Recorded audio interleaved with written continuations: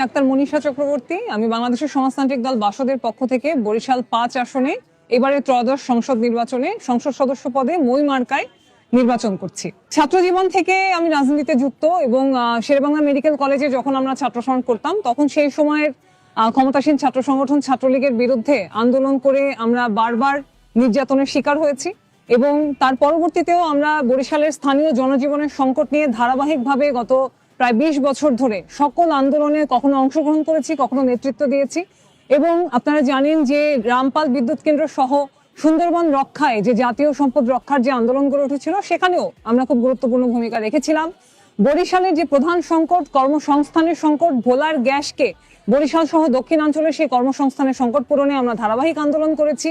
আমরা নিরাপদ সড়কের জন্য লড়েছি, আমরা নারী নির্যাতনের বিরুদ্ধে লড়েছি এবং শ্রমিক আন্দোলনে বরিশাল সহ দক্ষিণাঞ্চলে আমরা শ্রমিকদের পক্ষে সবসময় আপোষহীন ভূমিকা রেখেছি। আমরা জেলে গিয়েছি কিন্তু শ্রমিকদেরকে ছেড়ে আমরা কখনো যাইনি। মেহনতি মানুষের পাশে থেকে তাদের শক্তি হিসেবে আমরা ধারাবাহিক লড়াই সংগ্রাম অব্যাহত রেখেছি।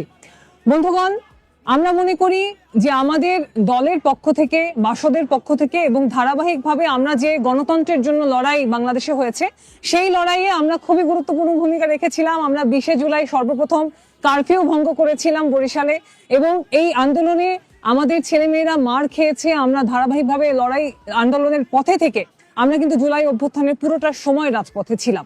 আমরা মনে করি যে আজকের বাংলাদেশে যে সংসদ নির্বাচন হচ্ছে, এই হাজার খানেক মানুষের রক্তের উপর দাঁড়িয়ে যে সংসদ নির্বাচন হবে, সেই সংসদে আমরা কি আবারও কিছু ব্যবসায়ী কোটিপতিদেরকে দেখতে চাই?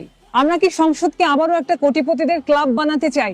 আমরা বাসদের পক্ষ থেকে মনে করি যে কোটিপতিদের ক্লাবটাকে ভাঙতে হবে। এই যে কিছু ব্যবসায়ীরা মিলে বাংলাদেশের ভাগ্য নির্ধারণ করেন, জনগণের পক্ষে না জনগণের বিরুদ্ধে দাঁড়িয়ে তারা বাংলাদেশের নীতি নির্ধারণ করার জায়গা সংসদকে বানিয়েছেন। এই সিন্ডিকেটের বিরুদ্ধে যদি দাঁড়াতে হয় তাহলে জনগণের শক্তিকে সংসদে যেতে হবে। জনগণের পক্ষের নিজস্ব শক্তিকে এখানে আমরা সংসদে পৌঁছানোর জন্য সেই আন্দোলনের অংশ হিসেবে কিন্তু আমরা নির্বাচনে অংশগ্রহণ করছি। সেই জায়গা থেকে ত্রয়োদশ জাতীয় সংসদ নির্বাচনে আমরা আপনাদের সমর্থন চাই, সহযোগিতা চাই।